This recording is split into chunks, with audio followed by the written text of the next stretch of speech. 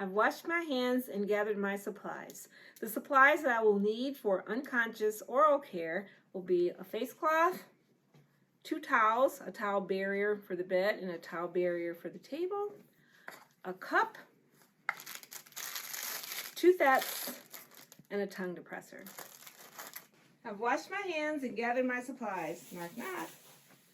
Hi, Mrs. Jones. I am Linda, your CNA, and I'm here to provide oral care for you. Even though Mrs. Jones is unconscious, we still want to greet her as if she could hear us. How are you, Mrs. Smith? I'm fine. Well, I'll be over there to take care of your needs in just a minute. So I sanitize my hands, close the curtains,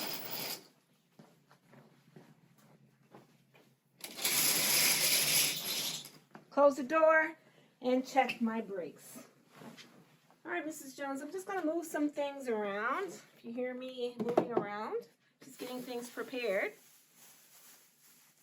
So it's a beautiful day outside, Mrs. Jones. The sun is shining. It's a nice summer day.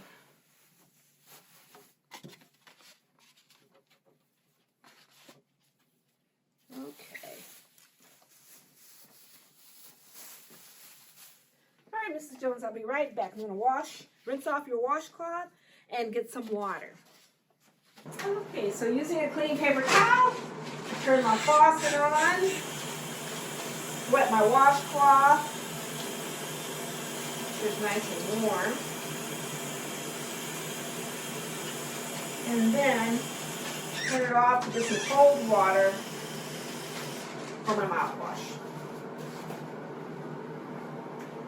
Okay, now that I have your water, we're gonna dilute your mouthwash because you're using regular strength mouthwash. I'm just going in your drawer to get your personal items. So I have your mouthwash, Mrs. Basin, and your lip balm. Just going to elevate your head of bed now. For some residents, they may not be able to turn their head, so it may be necessary to roll the person entirely to prevent them from aspirating. Sanitize my hands. I'm going to place this barrier up underneath your head now, Mrs. Jones. You want to protect your pillow as well as your gown. I want to make sure that the majority of the towel is closer to me on this side because this is the side that I'm going to be working on. All right, Mrs. Jones, I want to turn your head now. And again, I just want to re-emphasize that if the resident is unable to turn their head, then you would just simply roll the person to the side entirely.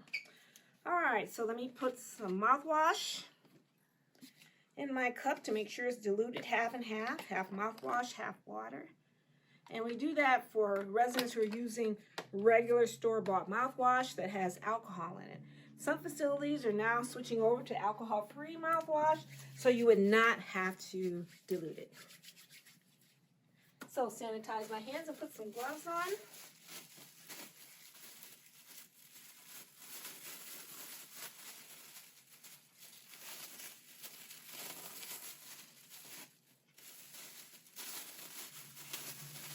Okay, Mrs. Jones, we'll get started. I dip my 2 thets into the solution and make sure that I squeeze out the excess on the sides because this 2 thet can hold quite a bit of fluid and we don't want her to aspirate on the fluid. So I'm just going to swab all surfaces, so her tongue, the roof of her mouth, cheeks, gum line, all surfaces that I would normally brush, I'm going to swab.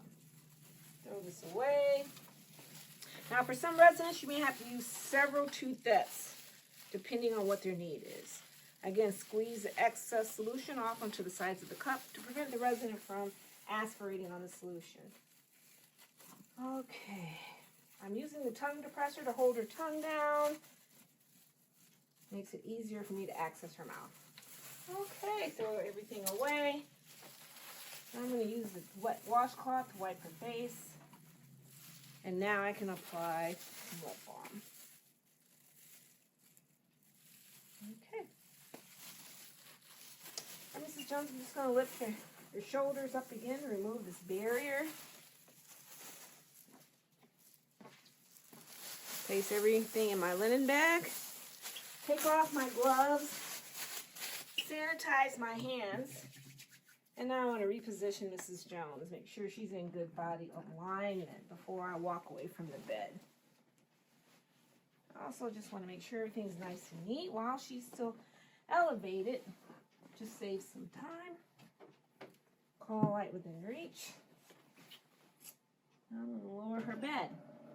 Mrs. Jones, I'm just going to go to the bathroom now and clean out your emesis basin.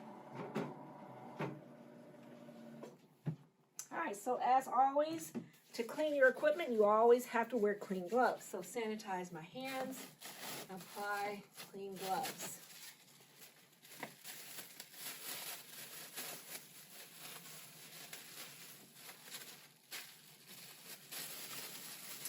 I can empty the contents of the cup into the emesis basin and throw this away. We don't need to clean that. Alright, so before I get started, I'm going to take a clean paper towel and put it on the back of my toilet. This barrier will be needed when I'm done washing the emesis basin.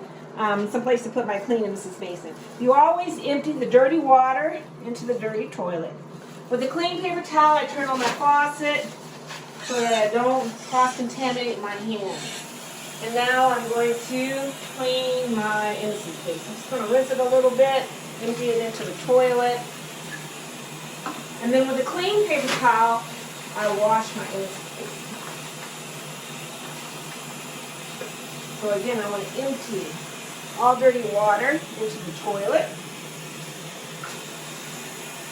Rinse.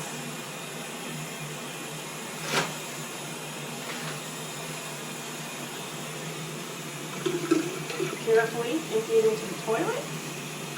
Don't splash toilet water onto the basin. And then dry my emesis basin. Now it's ready to sit on the clean paper towel barrier so I don't cross-contaminate it with the toilet. So my gloves are off and I'm washing my hands. For instructional purposes, I'm just going to use sanitizer, so I'm washing my hands. Use a clean paper towel to turn off the faucet. I can pick up my basin now, pick up my barrier, flush the toilet, and return back to the bedside.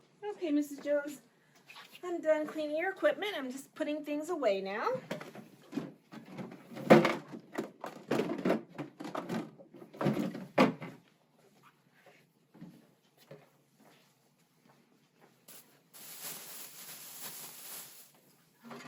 So, let me complete my closing process by making sure all your personal items are within reach. And even though the resident is unconscious, we still want to make sure she has things that she may need if she should become responsive.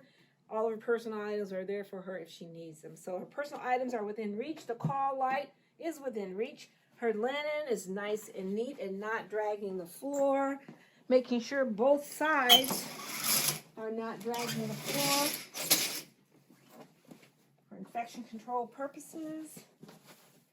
Alrighty, she's in good body alignment.